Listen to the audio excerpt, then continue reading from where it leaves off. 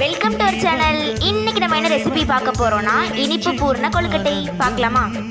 நீ பேசினால் என் சோலையில் எங்கெங்கும் பூவாசம், என் காதல் நீலா என்று வாசல் வரும்.